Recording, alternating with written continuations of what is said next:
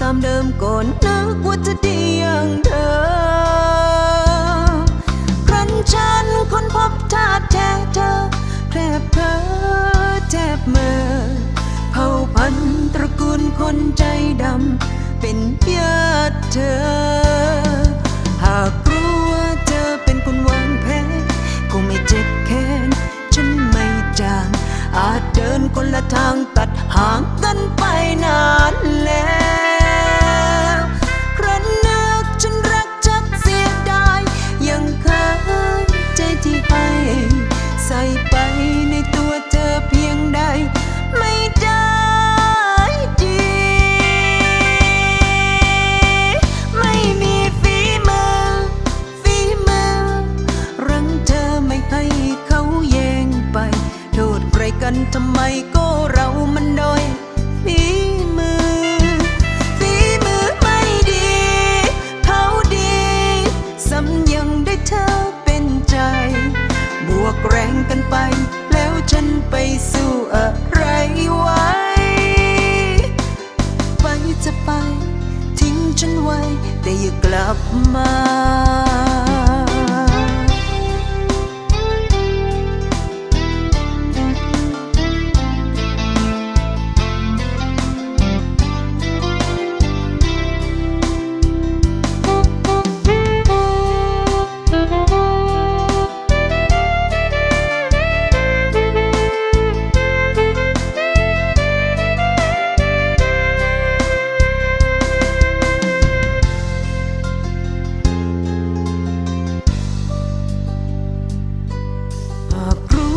เธอเป็นคนวางแผนคงไม่เจ็บแค้นฉันไม่จาง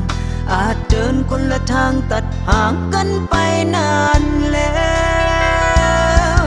ครั้นนึกฉันรักจักเสียดายยังเคยใจที่ให้ใส่ไปในตัวเธอเพียงใดไม่ได้ดีไม่มีฝีมือรั้งเธอไม่ให้เขาแย่งไปโทษใครกันทำไมก็เรามันด้อยฝีมือไม่ดีเขาดีซ้ำยังได้เธอเป็นใจบวกแรงกันไปแล้วฉันไปสู้อะไรไว้ไปจะไปทิ้งฉันไว้แต่อย่ากลับมา